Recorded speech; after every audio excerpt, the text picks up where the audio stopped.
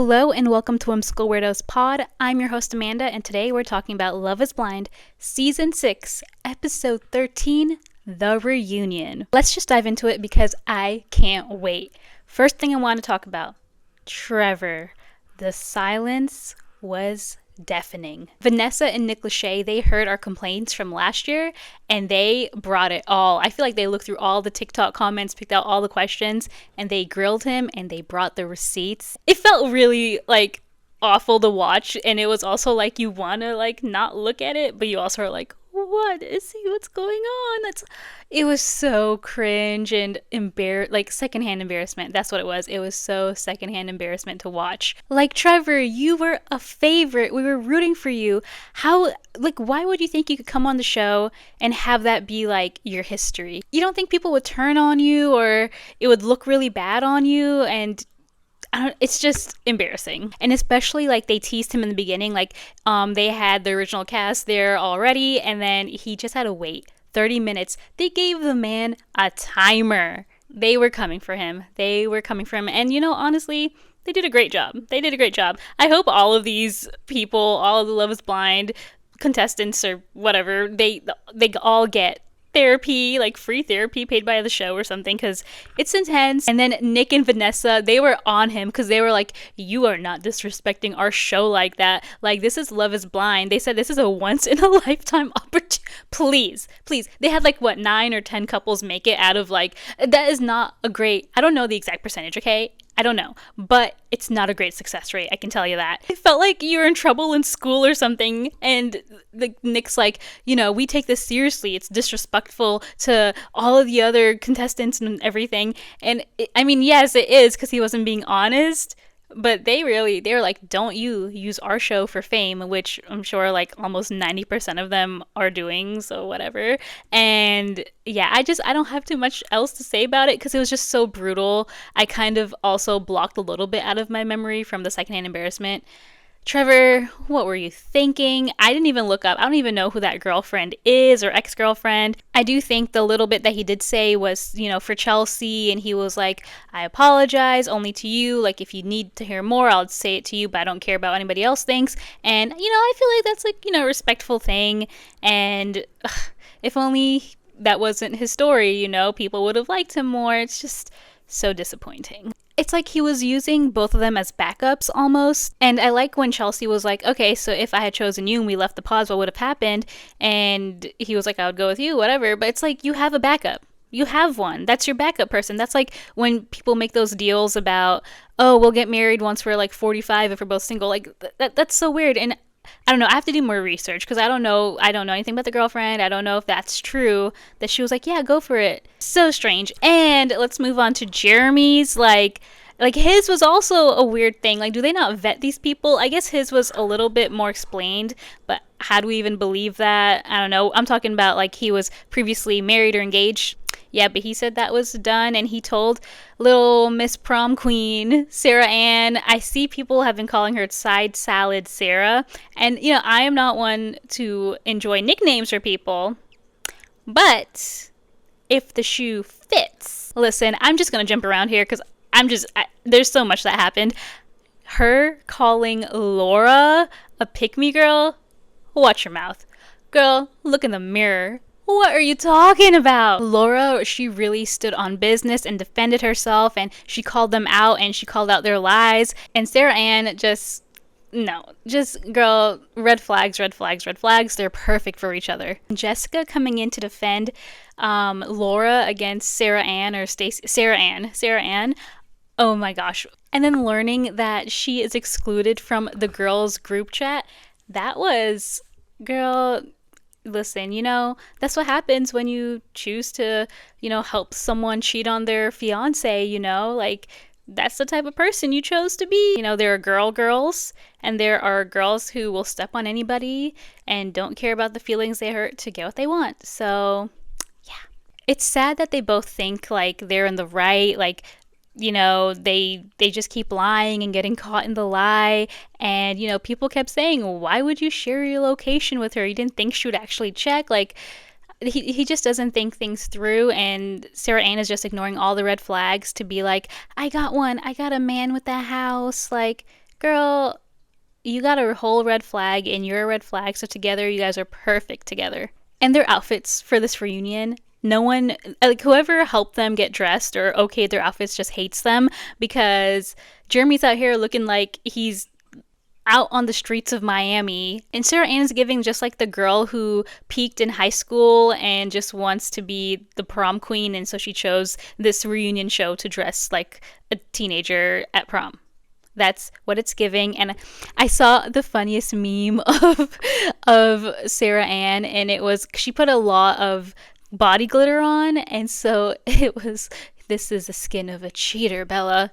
Anyway, sorry, it's Twilight themed. I don't know if anybody cares. We have to talk about AD and Clay. You know, Clay has a lot to work on, and he acknowledged that, and he said he's been in therapy and all this stuff, and he seemed to be like really emotional, and to me, I think honest, but it's not like they're not right for each other. That's just what I feel. I feel like AD deserves somebody who she doesn't have to take care of. That moment when Clay was like, "I wanted to marry you," and she's like, "Why didn't you? I was ready. Like, I was going to do everything for you. Like, I was always going to be there for you. I was going to push you." Like, she was going to do everything, and he said no. And ladies, like, yes, he's nice guy, like he's working on things, and maybe, you know, maybe with time he'll be like, you know, okay and be able to commit to somebody, but that's not AD's problem to wait. Like, she's ready, and she can find somebody who's ready as well, and who she doesn't have to, like, she needs to get taken care of too. Like, you can't just be someone's rock all the time. Like, they have to be okay by themselves, and if not, they're going to be too dependent on you and, like, I don't know, kind of take advantage of like you and like how you're like giving and everything. I just feel like she deserves someone who's fully ready to commit and not someone she has to wait on. Like, it's not fair for her, especially, you know, they already went through a wedding, and how can you trust somebody to say yes after that? I don't know. That's just my opinion. Let me know what you think on that. But the fact that she went out with Matthew, whatever, again, oh my gosh. She said 2-ish dates, I believe. Clay's face was like hilarious. He was like blinking like so fast. I was like, bro, he's, you know, he's feeling some type of way about it. But, you know, I'm not gonna lie, what I agree with AD on the fact that I thought Matt was also pretty fine until he started being creepy. Like, he's like a buff Superman for sure. But the way she described him, though, he seems like one of those people who's very like by the book, on the clock. Like, everything has to be perfect, like right on time. But it seemed like they had a decent time, and they had a like actual honest, straightforward talk, and they realized that they were too different. Hopefully AD won't be running back to him. AD is such a favorite because she can stick up for like her girls and everything, but she just can't stick up for herself. And I think a lot of us see that sometimes in ourselves, like we can't stick up for ourselves. But hopefully through this experience, she'll, you know, have the courage to like be like, no, I deserve someone who's ready now. And I'm afraid to go on TikTok because when I went on, I saw Clay do like his own video, and he was posting AD, and they were pretty chummy. So I don't know. Ladies, don't settle for somebody who said no to you. Okay? Yeah. Moving on to another woman who needs help. Chelsea. Like, she was posting TikToks while the show was going. She's like, "Don't worry, guys, I've changed. That was like a year ago. I'm more confident." But even now, it seems like when Jimmy mentioned, "Oh, you're still talking to us," she's like, "No, I'm not." And it doesn't seem like everything is as perfect as they want to make it out to be, even though there's TikToks of them, you know, going to concerts and on, it seemed like a date, who knows, but it seems like she's just kind of like a casual friend or so. Well, we won't know until they say anything, but that's the vibe it's giving. Chelsea is like on the screen and even at the reunion, she is the type of person that just gets on my nerves because I just, it's, you know, you tell your partner, you tell this new partner you have, "Hey, I don't like you hanging out with your ex who you slept with. It makes me uncomfortable." Your partner says, "Okay, I hear you, but I'm not going to do that. They're my friends and I'm still going to continue hanging out with them." And then she is like, "Oh, okay, but why don't you want to get married to me?" Like, she is so lucky that Jimmy broke it off. Like, she would have gone through with it. That's just insane to me. She's not comfortable with him being friends with that girl. And it's like, if you're not comfortable with it and he's not willing to let it go, then you leave him, girl. You put yourself first. Like, her and AD, that's what they need to do. They need to learn to put themselves first and not coddle these guys. And, you know, listen, I don't, like, Jimmy, he's kind of bland to me. I think he did try. Like, he told her off camera, hey, one of my friends, we had a relationship and I don't want you to tell that to the camera just to protect the friend. And, you know, Chelsea did. And it's just, I just don't vibe with her, to be honest. I'm sorry.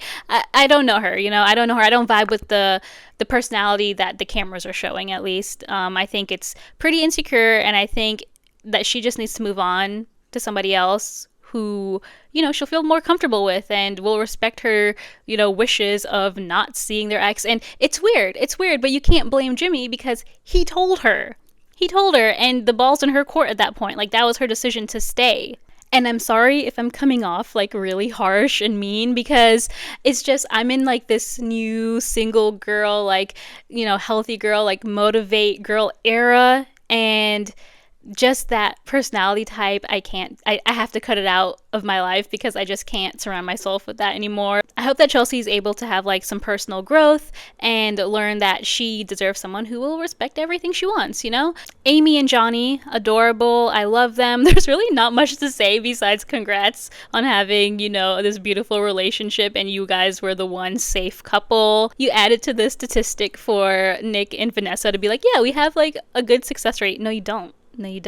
When Brittany and Kenneth, like, Brittany was like, oh, finally we can speak, I was like, oh yeah, I forgot they were even there, because they, like, Vanessa and Nick just didn't bring them into any discussion whatsoever. But it seems like they have a very nice friendship, so no hate on that. And, you know, Kenneth's right, we shouldn't judge, but like, it, like, the way the camera filmed him, it's like, you know, he was just so blasé about everything. But he's right, people process things differently, and I'm also guilty of like not showing a lot of emotion and then crying by myself in my room. But what I didn't expect was the Jessica versus Jimmy thing. OMG, I can't believe that. I thought she was joking when she was like, no, I thought we were friends.